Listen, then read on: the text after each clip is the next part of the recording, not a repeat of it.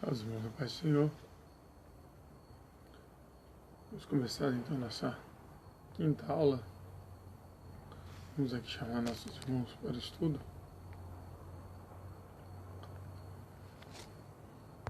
Vamos lá chamar nossos irmãos para iniciar o nosso estudo de hoje. Ontem eu tinha prometido que ia falar sobre a história da igreja,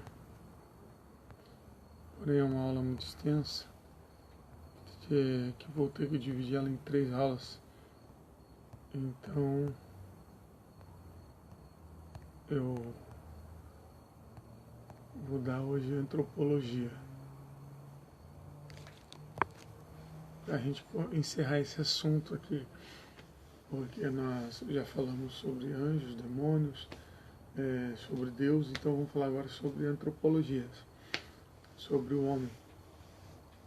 Aqui quem vos fala é seu amigo de todas as noites, pastor Davi Mariano, compartilhando o conhecimento, o pouco conhecimento que nós temos, né? E vamos então falar um pouco do estudo da antropologia, mas não é antropologia ciência, não é antropologia, perdão, não é antropologia a visão da ciência, é antropologia a visão da Bíblia. A paz do Senhor, pastor Franco, paz do Senhor, irmã Yasmin, paz do Senhor, irmã Zelda, paz do Senhor, Caviar, paz do Senhor, irmão Pedro Olive. Enfim, vamos então iniciar aqui nossa quinta aula, falando então sobre antropologia à luz da Bíblia.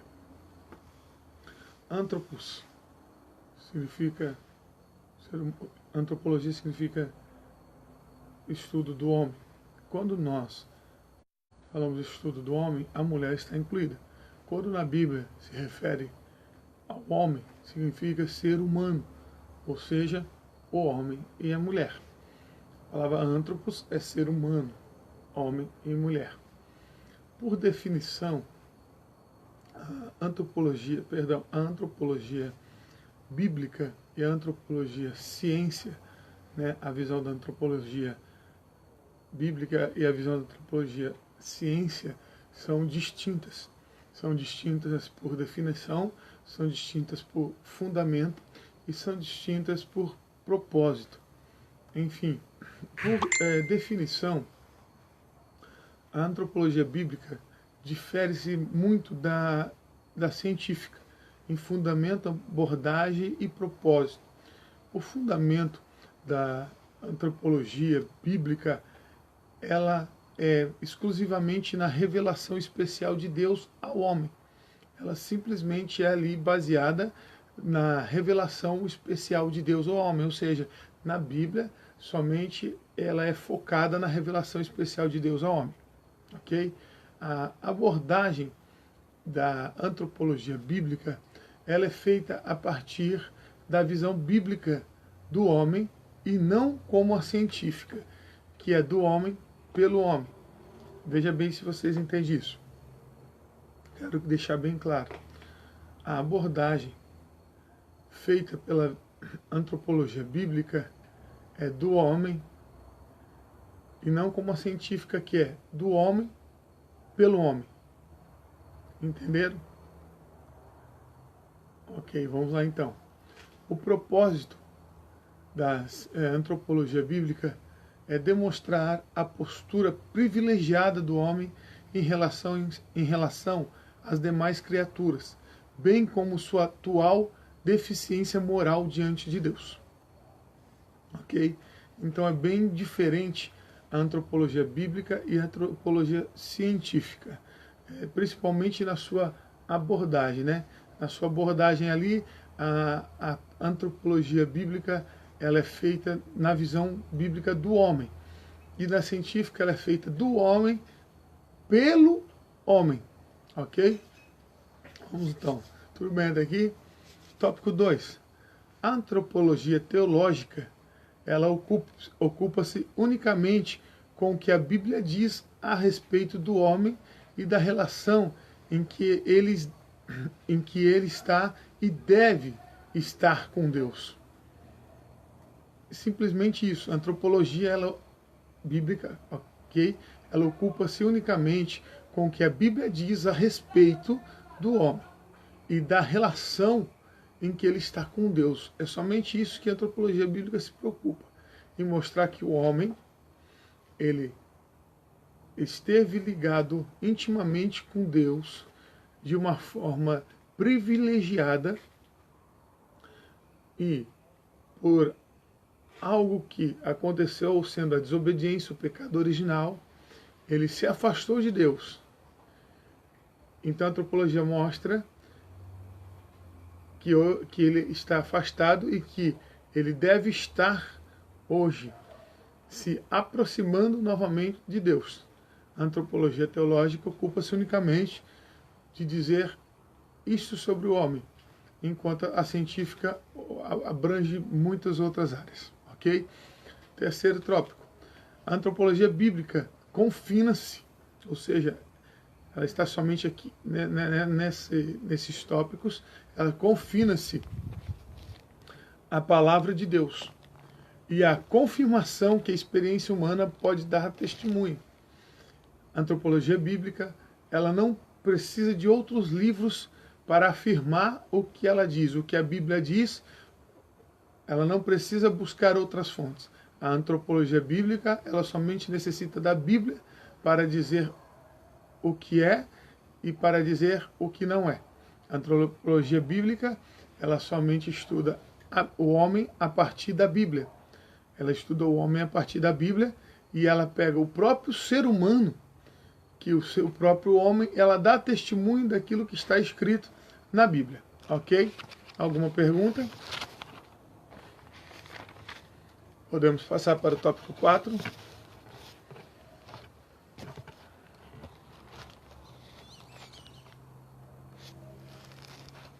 Ok. Tópico 4. Por que Deus criou o homem? Alguém saberia me responder por que Deus criou o homem?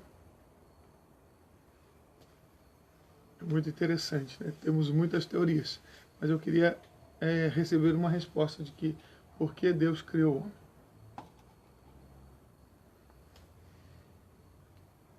Bom, por que Deus criou o homem? Ele continuaria sendo Deus se não criasse o homem, correto? Ele é soberano, tem todo o poder, mas ele simplesmente escolheu criar o homem. Deus simplesmente escolheu criar o homem. Tem pessoas aqui perguntando quem foi Salomão. Eu até vou responder, porém, nós estamos na aula de antropologia, as perguntas sobre a aula irmã Samara, né?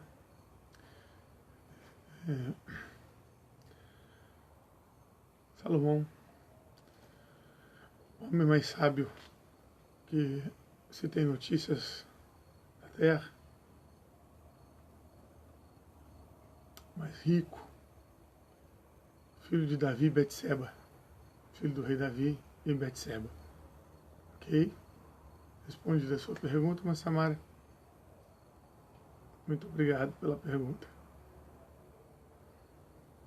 Vamos continuando aqui. Então, ele escolheu criar o homem.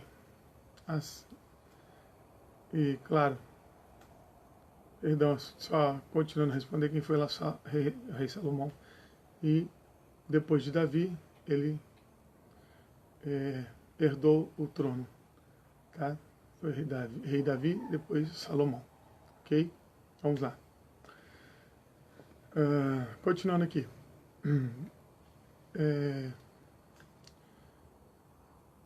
Por que Deus criou o homem? Ele continuaria sendo Deus se não criasse o homem. Ele continuaria sendo Deus se não criasse o homem. Se criasse, seria Deus. Se não criasse, também seria Deus. Mas ele escolheu criar o homem. Ele decidiu criar o homem. Mas qual o objetivo dele criar o homem? Então, daí surge aquela pergunta, por que fomos criados? Por que estamos na Terra, né? Muitas pessoas se perguntam. Enfim, qual o objetivo disso? Qual o objetivo de termos sido criados? Enfim, aí nós temos a resposta lá em Isaías, no capítulo 43. Quem quiser abrir sua Bíblia aí, pode abrir em Isaías, no capítulo 43. Nós fomos criados para glorificar a Deus. Está escrito lá em Isaías, capítulo 43. Também Paulo nos ensina em 1 Coríntios a fazer tudo para a glória de Deus. Ou seja, nós fomos criados única e exclusivamente para glorificar a Deus. Ok? Foi para isso que o Senhor Deus nos criou. Nós estamos aqui agora, eu aqui, você aí desse lado, para glória unicamente exclusiva de nosso Senhor e Salvador. Amém? Para a glória do nosso Senhor e Salvador Jesus Cristo, para a glória do nosso Senhor Deus. Ok? É por isso que eu digo, pode pessoas aqui falar que estamos tentando nos aparecer, eu não tenho por que me aparecer, porque o que eu falo aqui é algo que qualquer um pode saber, mas nós estamos aqui fazendo algo que a Bíblia pede para que nós possamos fazer. A Bíblia diz assim, dai de graça o que de graça recebeste. A Bíblia está aí e é para que nós estudemos ela. E isso eu recebi de graça. E de graça estou aqui passando para os irmãos. Então, aqueles que criticam, perdoa até aqui o desabafo. Aqueles que criticam que nós estejamos aqui passando pouquíssimo conhecimento que nós temos aqui para os irmãos, entende? E que querem que vão fazer cursos teológicos pagos, não tenho nada contra, porque também fizemos esses cursos, né? Muitos não têm condição de pagar, mas por que nós não podemos fazer esse tipo de trabalho que é muito lindo? Porque o irmão está querendo se aparecer? Não, porque nós queremos entregar de graça aquilo que de graça recebeste, pela glória do Senhor Jesus Cristo. Amém? Está aqui dada a minha resposta a você. Você sabe muito bem, vocês sabem muito bem. Amém? Glória a Deus. Vamos lá. Já falamos qual o objetivo de termos sido criados. Enfim, para glorificarmos ao Senhor Deus. O Senhor Jesus, quando ele veio, ele disse aos seus apóstolos uma coisa muito linda e muito interessante. Ele disse assim, está escrito lá no Evangelho de nosso Senhor Jesus Cristo, segundo escreveu João, eu vim para que tenham vida e vida em abundância. Isso nos remete a uma coisa muito importante, muito linda. Nós vemos que existe diferença de vida biológica, ok? E vida espiritual. Existe diferença.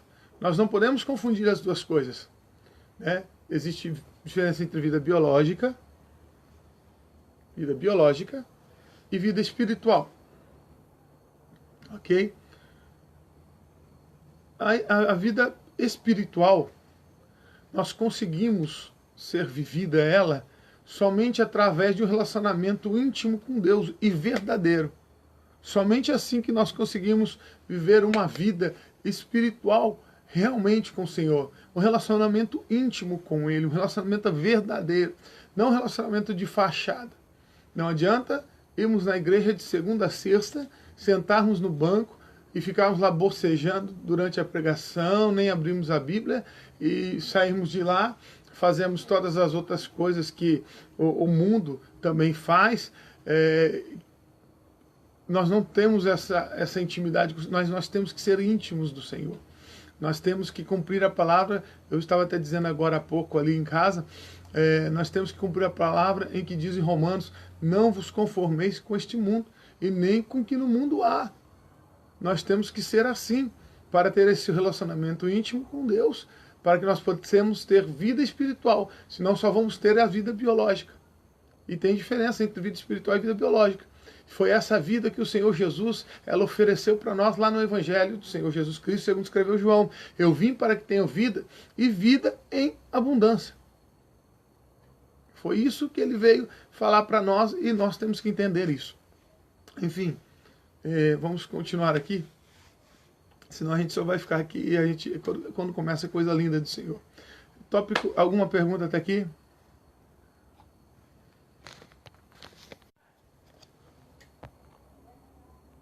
Alguma pergunta até aqui? Irmão Edson Ribeiro, paz do Senhor. Então, vamos ao tópico 7. O tópico 7 é algo muito interessante, que quando nós começamos a estudar antropologia, quando nós começamos a estudar a criação em si, a criação do mundo, segundo Gênesis, né? Quando nós começamos a estudar Gênesis, é uma coisa que nos remete esse tópico, dá licença, esse tópico que nós vamos falar agora. O tópico 7 é algo que nos vem tirando, como que eu posso dizer? Nos vem fazendo pesquisar cada dia mais e mais a Bíblia desde os nossos tempos escolares. Eu, como nasci em berço evangélico, eu pesquiso muito Gênesis, principalmente Gênesis, para entender muita coisa, por causa desse tópico que eu vou falar agora. Quando nós estudamos antropologia, nos surge uma questão antiga, pois a Bíblia não nos fala sobre evolução. É esse tópico que eu quero pegar agora, sobre a evolução. Mas a ciência, nos séculos, tem tentado provar que a Bíblia está errada. Porém, é muito interessante isso. A ciência ela tenta de todas as formas provar que a Bíblia está errada, mas sempre tem falhado, porque todas as descobertas que a ciência fez até agora, todas as descobertas, perdão, queridos, todas as descobertas que as ciências fizeram até agora só provaram que a Bíblia está certa. Mais uma pergunta aqui, fora do contexto de que nós estamos estudando. A irmã Samara. Demônios vieram junto com a criação do Senhor. Irmã, a aula de demonologia foi ontem. Se a senhora puder assistir o vídeo de ontem, tem as respostas lá. Ok? Continuando. Então, todas as descobertas que a ciência fez até hoje só provaram que a Bíblia está correta, que a Bíblia está certa.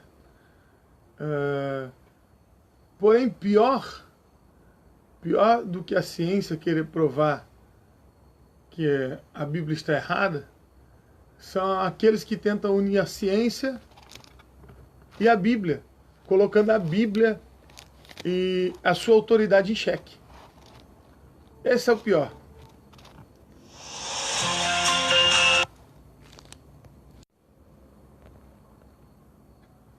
Eles tentam colocar a Bíblia em xeque, tentando unir a ciência e a Bíblia. Chamam isso de evolução teísta, ou seja, a evolução que tem Deus dentro da evolução. O que eles falam na evolução teísta?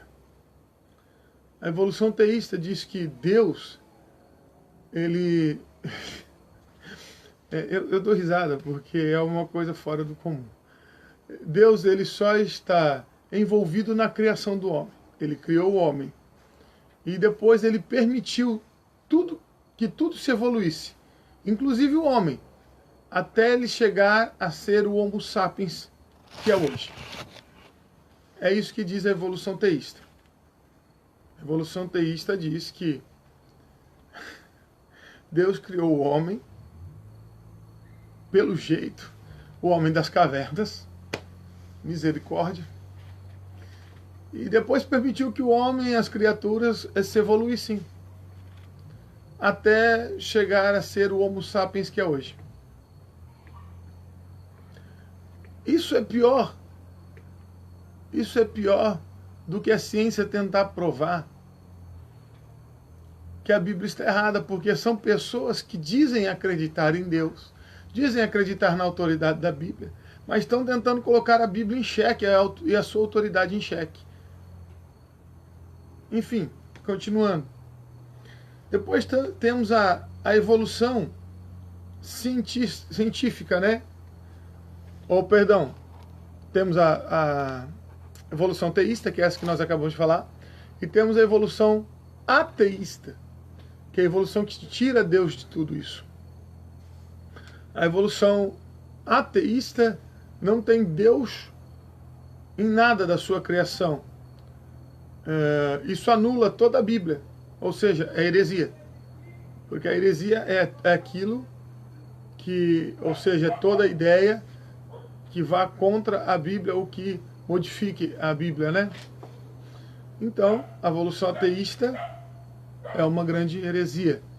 E depois da evolução teísta e ateísta, temos a grande besteira, a grande baboseira do Big Bang. Quem já não estudou Big Bang na escola, no primário, né, no secundário, que seja? Hoje em dia eu não sei já quando se estuda o Big Bang. Né, dizem que o Big Bang foi uma grande explosão de gases que gerou o universo. Né? E então se gerou a vida, e etc, e tal, e tal, e tal. Enfim, quando a gente pergunta para eles de onde veio o gás, de onde vieram esses gases vieram do nada, etc, etc. Tem que se ter mais fé para crer nessa teoria do Big Bang do que tem que ter fé para crer na Bíblia. É uma teoria muito surreal. A teoria do Big Bang, ela vem cercada de outras teorias, onde diz que a vida, ela vem de seres que não têm vida. Ou seja, a vida se cria de coisas que não se tem vida. Então tem que se ter mais fé para acreditar nessa teoria do que para acreditar, do que para crer no que está escrito lá em Gênesis, que Deus criou céus e terra, Deus criou toda a relva, Deus criou todos os animais, Deus criou o homem segundo a imagem e semelhança do pó da terra. Enfim, essas teorias nos levam a uma série de questões e debates. Porém, nós partimos do princípio bíblico, que Deus criou o homem à sua imagem e semelhança, e tudo que no mundo há. E ponto final. É isso que nós cremos, é desse princípio que nós partimos. E não temos outra explicação e nem outra teoria de evolução, nem de Big Bang, nem de teoria teísta, ateísta, evolucionista e etc. Ok? Tudo certo até aqui? Alguma pergunta que seja dentro da aula de hoje?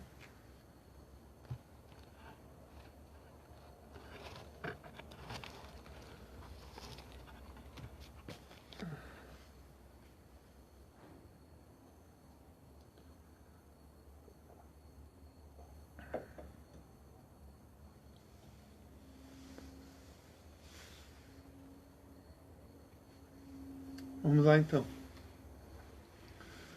Vamos ver como foi a criação do homem. Tópico 8.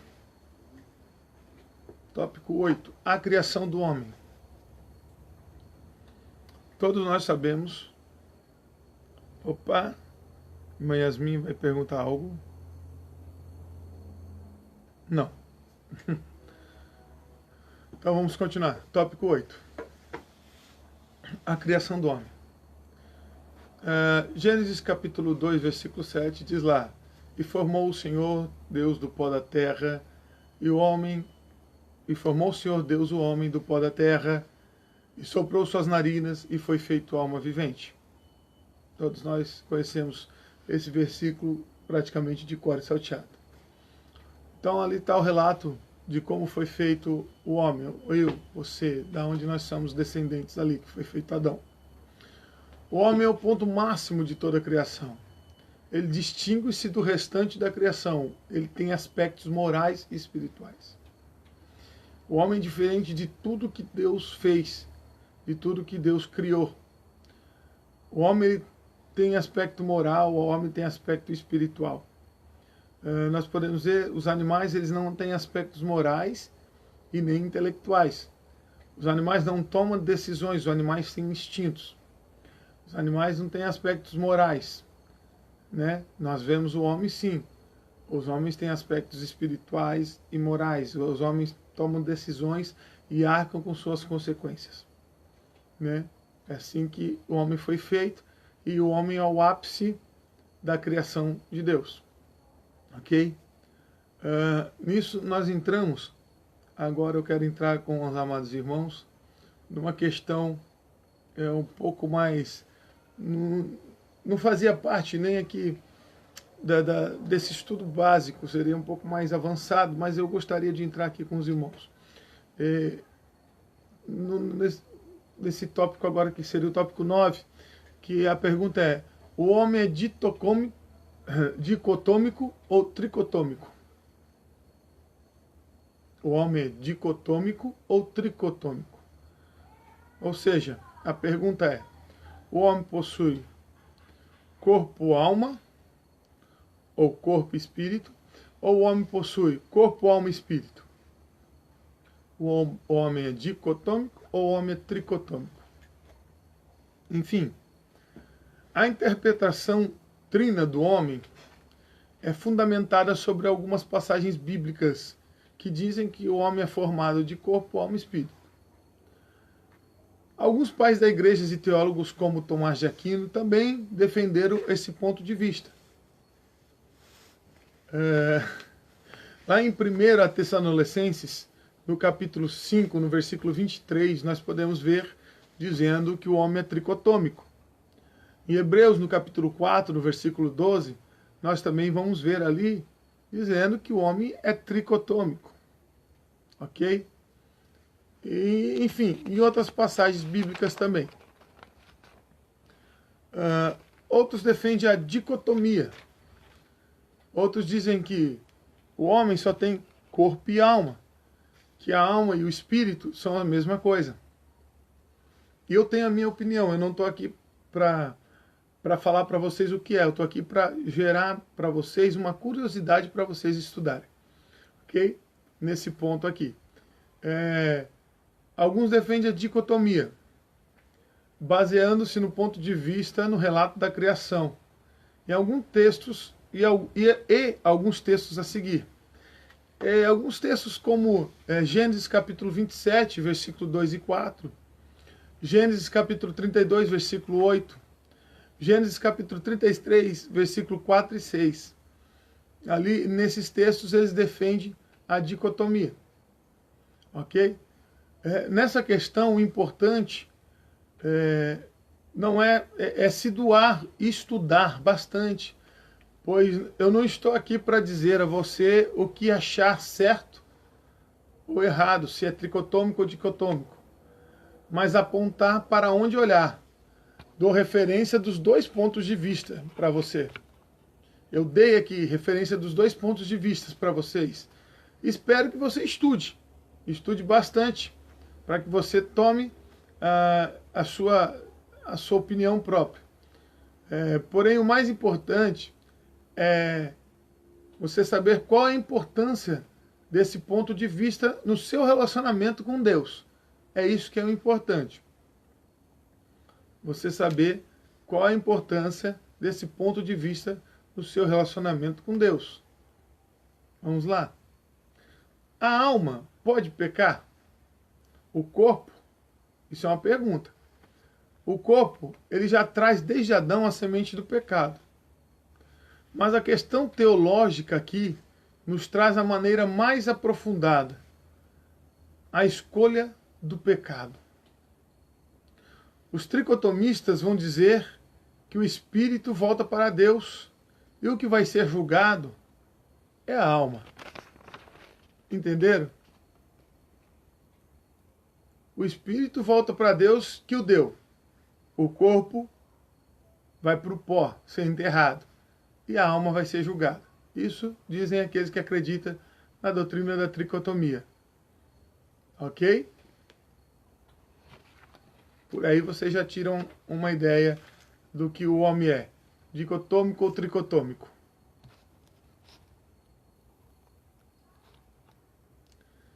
Minha intenção não é que você encerre esse assunto aqui não, tá? Minha intenção é que você se aprofunde nesse assunto, até mesmo com o seu pastor aí. Você vai lá na sua denominação e converse com o seu pastor bastante sobre esse assunto, ok? O que eu quero agora, vamos avançar aqui, porque as horas já estão avançadas. Vamos aqui para o tópico 10.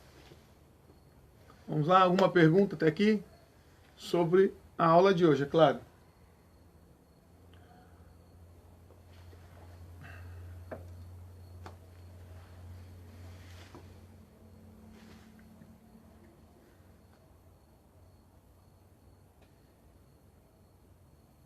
Nenhuma? Podemos então ir para o tópico 10.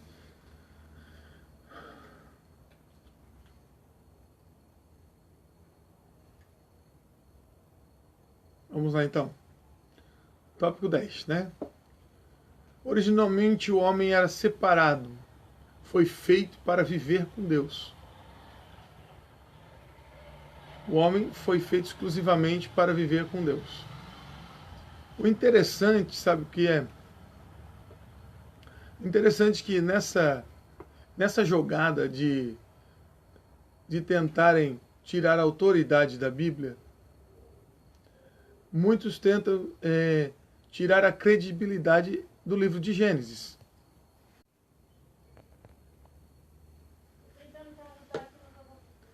Enfim, e muitos tentam tirar a credibilidade do livro de Gênesis. Como assim? Bem, vou tentar explicar. E vou tentar explicar assim de uma maneira mais calma para que vocês para que vocês consigam entender. Assim, para muitos que tentam tirar a credibilidade do livro de Gênesis, é claro, não para os que acreditam, os que tenham fé. Para esses que tentam tirar a credibilidade do livro de Gênesis, Gênesis até a queda, ou seja, da criação até Adão e Eva pecarem, ali é só uma lenda, é só uma história que visa contar uma história com fundo moral, ou seja, uma fábula. Não é uma realidade que aconteceu.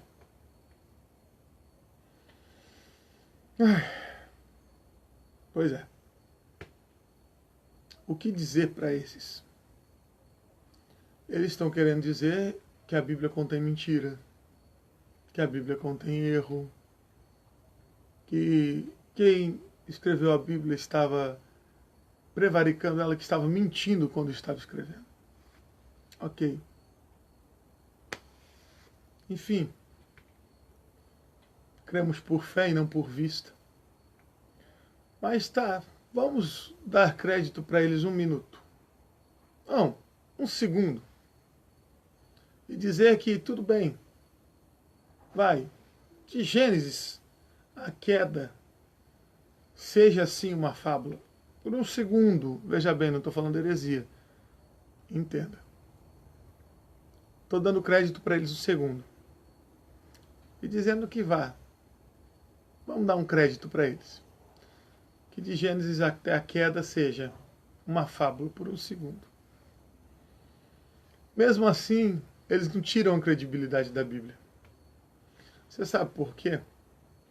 Porque mesmo que se fosse, o importante é que, mesmo se fosse uma fábula, ali dá para se entender que não muda o fato de que o homem ele está afastado de Deus depois do pecado.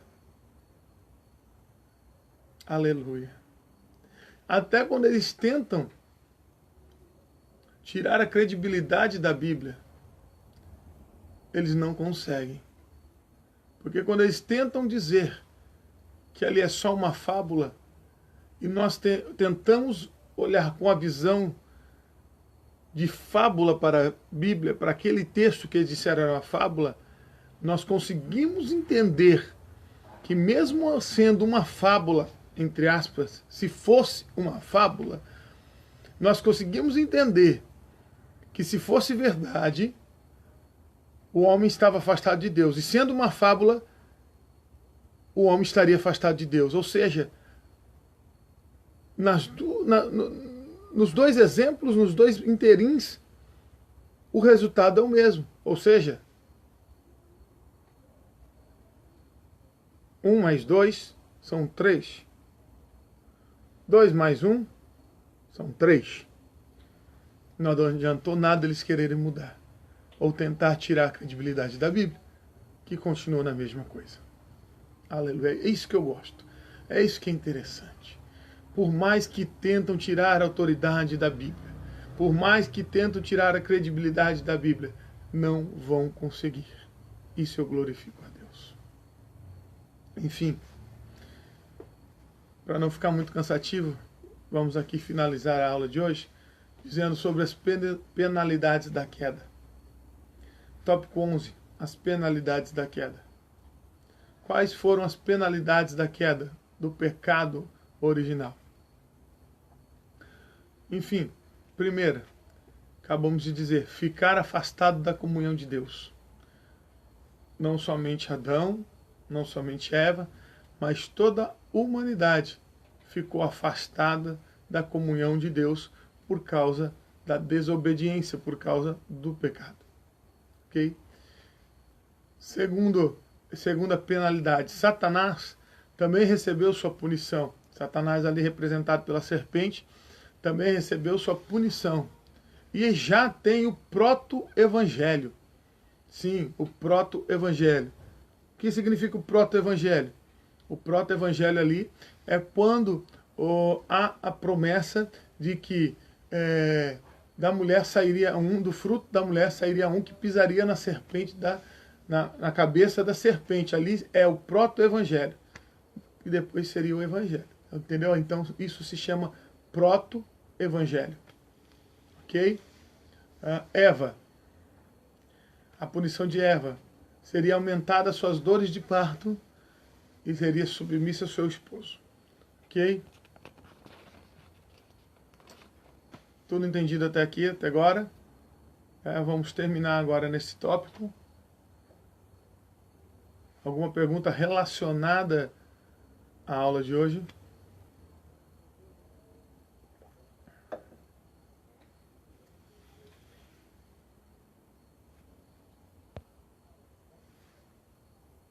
Ok, vamos lá.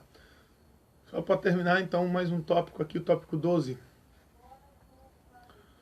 O ser humano salvo, isso é muito interessante, eu quero que vocês prestem bem atenção nisso, porque há pessoas que acham que isso muda, tá? Eu quero que vocês prestem bem atenção nisso. O ser humano salvo, ele continua pecando, mas a diferença é que ele não vive em pecado. Ok? A diferença é que ele não vive em pecado, porque o sangue de Jesus nos purifica de todo e qualquer pecado. E qualquer pecado. Interessante que eu estava conversando isso agora há pouco em casa. Quando Jesus ele curava e ele fazia seus milagres, ele dizia assim, vai e não peques mais. Mas é impossível uma pessoa não pecar. O que Jesus queria dizer é que para a pessoa ir e não cometer o mesmo pecado que ali ela tinha cometido, que tinha gerado aquela consequência daquele estado dela físico ou de possessão dela que estava ali naquele momento. Como, por exemplo, aquela mulher adúltera, onde eles levaram ela para ser apedrejada, e que o Senhor disse, quem não tem pecado atire a primeira pedra, e saíram um a um, e ele disse, onde estão os seus acusadores? E nenhum estavam mais lá, e ele disse, vai e não peques mais. Você pode olhar e falar, nossa, mas impossível não pecar. E o Senhor Jesus queria dizer, vai e não adulteres mais. Por quê? O Senhor diz assim, ó, porque se pecardes, há um advogado que está à direita de Deus. Então ao crente, escute bem, ao salvo, que vive uma vida com Deus, que tem intimidade com Ele, não aquele que somente vai na igreja aos domingos ou de vez em quando, tirando aqueles que trabalham que só pode ir aos domingos. Ao salvo que tem intimidade com Deus, que tem vida no altar, ao salvo, ele também continua pecando, mas a diferença é que ele não vive no pecado constantemente, porque o sangue de Jesus, ele purifica de todo e qualquer pecado. Ok? Entendido até aqui, né? Então, lendo a Bíblia, nós vemos que Deus faz diversas alianças com o homem. Para quê? Para que o homem possa se aproximar de Deus. Nós vemos que quando o homem quebrou, o homem e a mulher, quando eu digo homem, eu quero dizer o homem e a mulher, já disse isso lá no começo da aula. Quando o homem quebrou a aliança primária com o pecado original, o Senhor de lá para cá vem fazendo alianças com o homem para se aproximar novamente, não ele se aproximar, mas o homem se aproximar dele. Nós vemos, por exemplo, lá no dilúvio, Deus fazendo aliança e selando essa aliança com um arco-íris. Que coisa linda, né? Essa aliança eterna. Quando chove, nós olhamos para o céu e vemos o arco-íris lindo. Aí os cientistas falam, olha, é que a água bate assim sobre a luz e forma assim... Rapaz, dá licença, rapaz. Forma isso com as águas, etc., tal, que bate a luz, mas porque meu Deus fez uma aliança com Noé. Pronto. Nós vemos Deus fazendo diversas alianças. Muitas alianças com o povo dele. Para que o homem pudesse se aproximar novamente dele.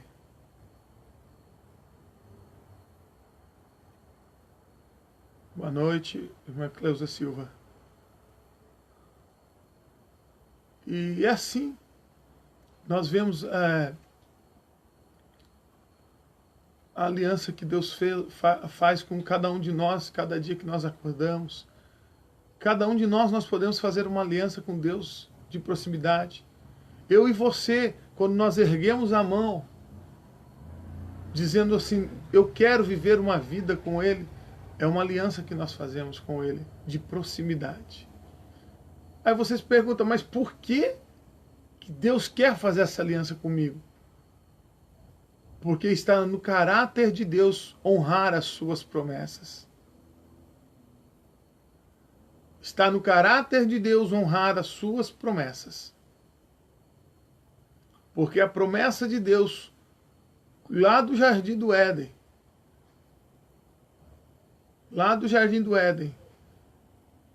Ele queria que o homem vivesse bem, fosse próspero. Ele queria que o homem vivesse eternamente. E Ele quer que o homem vive eternamente com Ele. Mas hoje em dia, só tem uma maneira do homem viver eternamente com Ele. É viver uma vida santa aqui, passar pelas labutas da vida, glorificando o nome dEle, para no arrebatamento ou na sua morte, na morte do santo aqui na terra, os anjos vêm, assistem a sua morte, levam ele para a glória, ou no arrebatamento, quando nós olhamos para o céu, num piscar de olho, nós subimos para a glória com ele. Somente desse jeito. É essa aliança. É segurando firme nessa aliança que nós vamos ver e viver com o nosso Deus. Amém? Aqui está então nossa aula de hoje, nossa conversa de antropologia, nossa quinta aula de antropologia. Nossa primeira aula foi introdução à teologia. Nossa segunda aula foi teontologia. Nossa terceira aula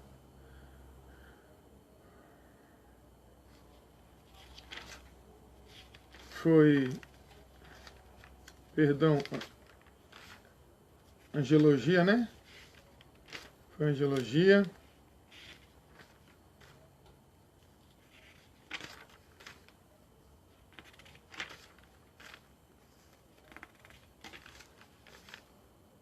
Perdão, foi bibliologia.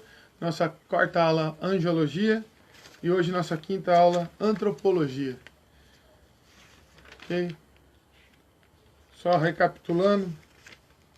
Hoje, na nossa quinta aula, nós estudamos aqui antropos, ou antropologia, a sua definição, no primeiro tópico. No segundo tópico, a antropologia teológica. O terceiro tópico, antropologia bíblica. Ela confina-se somente à Bíblia, não precisa de outros livros. No quarto tópico, por que Deus criou o homem? No quinto tópico, qual o objetivo de sermos criados? No sexto tópico, o Senhor Jesus, quando ele veio, ele disse aos seus discípulos e a nós também agora, que nós temos uma vida espiritual a ser vivida, não só a carnal. No sétimo tópico, nós vemos as teorias que temos hoje em dia, as teorias da evolução, né? A teoria teísta, a teoria ateísta e a teoria do Big Bang. Vemos isso tudo à luz da Bíblia. No oitavo tópico, vemos a criação do homem. No nono tópico, nós vemos aqui algumas coisas, se o homem é dicotômico ou tricotômico. Se o homem tem corpo e alma, ou se o homem tem corpo, alma e espírito. E deixamos aqui algo para vocês estudarem e decidirem.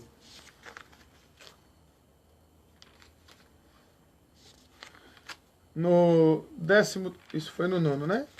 Isso. No décimo tópico, nós vimos que originalmente nós fomos separados, o homem foi separado para viver com Deus. No 11º tópico, nós vimos as punições do pecado original. E no 12º tópico, nós estávamos aqui falando que o ser humano salvo, ele continua pecando, mas ele não vive no pecado, porque nós somos lavados e remidos no sangue do Cordeiro, e o sangue de Jesus nos purifica de todo e qualquer pecado. Amém? Glórias a Deus. Então, alguma dúvida, alguma pergunta sobre a aula de hoje? Dentro da aula de hoje, que tem 30 segundinhos aí para perguntar.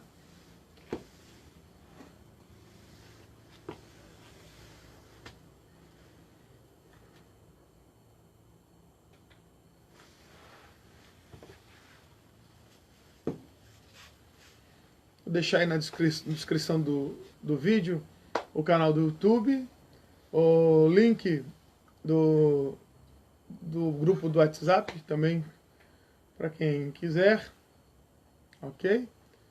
Amanhã, se Deus quiser, e assim permitir, que vai ser um dia bem cansativo, mas vamos ver se nós começamos aí mais uma aula para os nossos amados irmãos. Quero ver se eu começo a aula da história da igreja, uma aula bem produtiva, e vamos ver aí muitas coisas muito gloriosas. Como nós estudamos aqui, estudamos demonologia, angiologia, já estudamos aqui muitas coisas fortes, e então eu resolvi dar antropologia antes de dar a história da igreja, porque como eu já tinha dado angiologia, demonologia, como eu já tinha dado bibliologia, então eu resolvi dar a antropologia antes da história da igreja. Porque eu já tinha dado teontologia, eu já tinha dado angiologia, então faltava só a antropologia para concluir esse estudo. E agora vou dar a história da igreja a partir de amanhã, se Deus quiser. Ok? Amanhã eu peço que os irmãos orem por mim. Estaremos aí fazendo uma pequena viagem. Peço que os irmãos estejam aí orando por nós e que nós entraremos aí com o estudo um pouco mais tarde, mas entraremos, em nome de Jesus. E vai ser muito lindo o estudo. A história da igreja é algo lindo. Nós vamos começar ali com a história da igreja antes de Cristo e vamos ver se nós chegamos amanhã até a igreja primitiva, até 300 depois de Cristo. E depois nós vamos dividir, então vamos ter que dividir em umas 3 aulas, ok? Eu agradeço aí, o irmão Carlos Eduardo que acabou de entrar. Depois assiste o vídeo todo, em nome de Jesus. E agradeço a todos que nos acompanharam aí. Amém? Que Deus abençoe a todos. Não havendo perguntas, não havendo dúvidas, eu vou encerrar então a aula de hoje. Que os irmãos tenham uma noite de paz, de bênção, de um sono reparador. Fiquem todos na paz do Senhor. Aqui quem vos fala é o seu amigo que tem essa conversa com vocês todas as noites, seu amigo, pastor Davi Mariano. Fique na paz do Senhor.